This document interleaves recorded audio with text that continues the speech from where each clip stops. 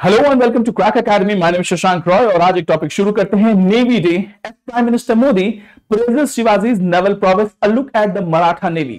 हम मराठा नेवी के बारे में बात करने जा रहे हैं। यहाँ पे शिवाजी के जन्म दिवस पे प्राइम मिनिस्टर मोदी ने बहुत तारीफ करी है, बहुत प्रशंसा के वर्ड्स कहे हैं और शिवाजी की नेवी नेवल सुपीरियोरिटी के बारे में बात किया है। लेकिन इस पूरे आर्टिकल के ऊपर जाने से पहले हम जरा बात करते हैं शिवाजी मराठा किंगडम के बारे में। ठीक है, मराठा किंगडम के बारे में हम बात करेंगे और मॉडर्न इंडियन हिस्ट्री के कुछ चैप्टर्स को हम आपको रिवाइज कराएंगे। ठीक है, तो हम बात करते हैं, ऐसा कहा जाता है कि मराठा किंगडम्स को हैंडल करते करते औरंगजेब का पूरा खजाना खाली हो गया। तो ये रहा आपका north India plain where Mughals were dominant. Mughals तो ऑल ओवर इंडिया में डोमिनेंट थे, लेकिन डेक्कन सल्तनत को हैंडल करना और मराठास को हैंडल करना औरंगजेब के लिए बहुत ही टेढ़ी खीर थी। डेक्कन सल्तनत और आपके मराठास को हैंडल करना बहुत ही टेढ़ी खीर थी। इसका रीजन क्या था? इसका रीजन ये था मिलिट्री स्ट्रैटेजीज।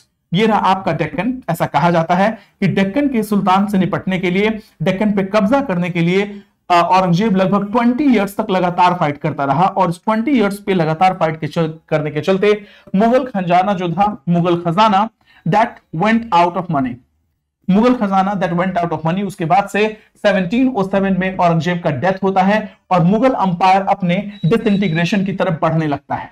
मुगल अंपायर अपने डिसइंटीग्रेशन की तरफ बढ़ने लगता है।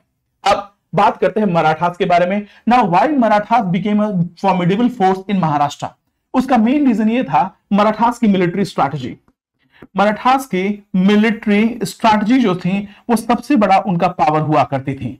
जहां मुगल्स की अगर हम बात बोले तो Mughals were trained to battle. Mughals की अगर बात बोले तो वो प्लेन एरियाज में फाइट करने के लिए बहुत अच्छे थे, बहुत ट्रेंड थे, लेकिन हिली एरियाज में फाइट करना उनके लिए बहुत मुश्किल था। हिली एरियाज में फाइट करना उनके लिए बहुत मुश्किल था। They were not prepared for guerrilla warfare. Guerrilla warfare एक चीज और भी कहा जाता है, कि Mughals were never a superior naval power. Mughals ने हमेशा नेवल सुपीरियोरिटी को इग्नोर किया, नेवल पावर को इग्नोर किया और ये उनके पतन के एक कारणों में से है। जबकि कोस्टल एरियाज में अगर आप देखेंगे, अगर आप चोला अंपायर की बात बोलेंगे, अगर आप चोलास की बात बोलेंगे, चेरास की बात बोलेंगे, पांड्यास की बात बोलेंगे, तो जितने भी कोस्टल स्टेट थे they were very famous, I mean they were popular naval powers. Team यहां पे मैंने नॉर्थ ईस्टर्न का इंटीग्रेशन नहीं किया है। तो ये रहा। अगर चेरास की बात बोले तो चोलास में इनको इंपीरियल चोलास कहा जाता है, क्योंकि न सिर्फ इंडिया बल्कि और भी फॉरेन शोर्स पे इन्होंने अपने अंपायर को पहुंचाया।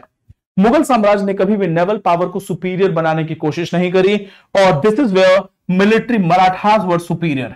Marathas were known for guerrilla warfare, hilly areas में फाइट करने के लिए ट्रेंड थे, बहुत कम समय में बहुत बड़ा डैमेज कर सकते थे। उसके अलावा मराठास नेवीज में भी बहुत अच्छे थे, नेवल सुपीरियोरिटीज में। अब आगे चलते हैं, इस बारे में बात करते हैं।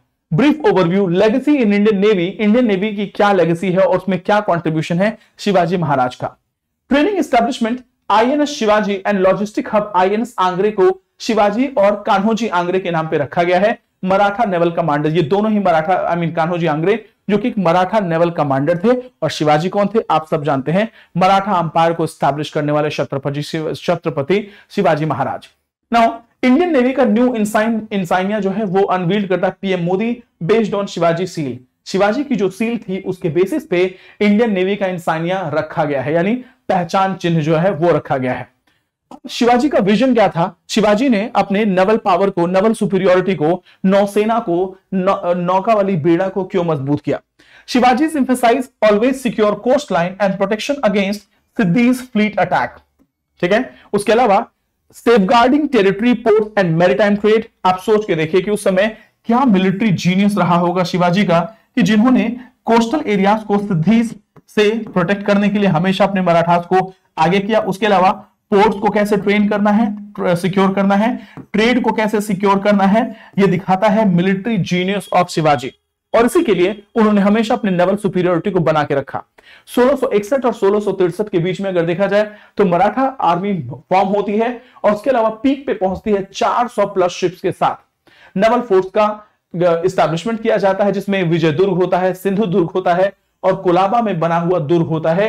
इनको बनाया किस लिए जाता है कि जो भी पोर्ट सिक्योरिटी है उनको मेंटेन करने के लिए, अगर कोई कॉन्टिजेंसी हो तो इन दुर्ग, इन किलों से जो है रिइंफोर्समेंट उन पोर्ट्स तक पहुंचाया जा सके और किसी भी इंट्रूजन को रोका जा सके।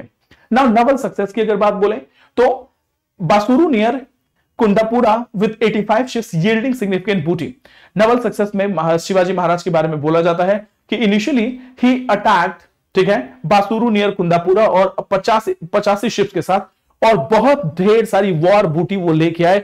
युद्ध में जीता हुआ जो सोना था, हीरे जवाहरात थे, वो बहुत बड़े लेवल पे लेके आ गए। सोच के देखिए 400 शिप्स थे मराठा सेना में शिवाजी के अंडर में, और 85 शिप्स के साथ पहली बार अटैक किया जाता है और इतने बड़े लेवल पे हीरे जवाहरात वॉर बूटी लाई जाती है।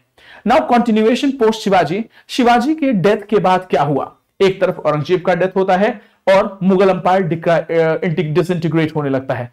शिवाजी के डिसइंटीग्रेशन के बाद क्या मराठा फोर्सेस का भी डिसइंटीग्रेशन होता है? यह समझने की जरूरत है, क्योंकि किसी भी पॉलिटिकल पार्टी को, किसी भी अंपायर को चलाने के लिए एक स्ट्रेटेजिस्ट की बहुत जरूरत होती है।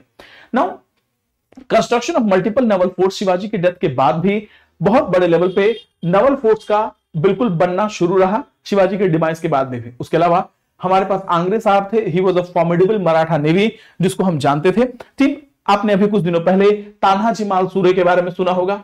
अभी कुछ दिनों पहले तान्हाजी मालसूरे और मालसूरे तान्हाजी के बारे में सुना होगा, जिसमें अजय देवगन ने यह रोल प्ले किया था। अजय देवगन, बहुत अच्छी मूवी है। तान्हाजी मिलिट्री जीनियस थे, तान्हाजी मिलिट्री जीनियस थे, और कान्होजी आंग्रे जिनका नाम लिया जा रहा है, he was a naval commander. Kanhoji Angre, he was a naval commander. Now limitation and strategic objective. Now limited challenges to European naval power. अब एक बार देखते हैं इसको कि लिमिटेशंस क्या क्या थे और स्ट्रेटेजिक ऑब्जेक्टिव क्या था मराठा नेवल फोर्सेस का। पहला क्या है? Focus on countering Siddis rather than challenging European naval powers. Strategic objective confined to littoral waters and not high seas. Marathas की अगर हम बात बोलें तो लाइक चोलास, हालांकि दो हम चोलास की बात बोलते हैं और मराठास की बात बोलते हैं, तो दोनों अलग अलग कालखंड को दिखाती हैं, दोनों को हम एक साथ इक्वेट नहीं कर सकते हैं, लेकिन फिर भी एम्बिशन का फर्क है। अगर चोलास की बात बोले तो दे वर इंपीरियलिस्टिक, राइट, और इसीलिए चोलास सिर्फ और सिर्फ इंडिया में ही नहीं रहते। चोला अंपायर जो है वो एक्सपैंड करता है, स्ट्रेट ऑफ मलक्का से निकलते हुए वो जाते हैं और साउथ ईस्ट एशियन रीजन को वो कॉलोनाइज करते हैं। उसके अलावा वो श्रीलंका भी पहुंचते हैं और इंडियन ओशन रीजन में जितने भी आइलैंड्स होते हैं सब तक अपना अंपायर पहुंचाते हैं। लेकिन जब हम मराठास की बात बोलते हैं तो मराठास का ये स्ट्रैटेजी नहीं होता। मराठास अपने आप को कन्फाइंड करते हैं अपनी टेरिटरी को सेफगार्ड करने के लिए, उनके स्फीयर ऑफ इन्फ्लुएंस के लिए। There was never an ambition, इनका कभी भी एम्बिशन नहीं था यूरोपियंस को काउंटर करने का, यूरोपियंस को काउंटर करने का एम्बिशन नहीं था। They were worried and they were fighting only with siddhis, जो कि उन्हीं की तरह गोरिल्ला वॉरफेयर में और नवल पायरेट्स के तौर पे जाने जाते थे। प्लस इंटरनेशनल एम्बिशन नहीं था, तो सिद्धीज को काउंटर करना मेन पर्पस था, यूरोपियन नेवल फोर्सेस को काउंटर नहीं करना था।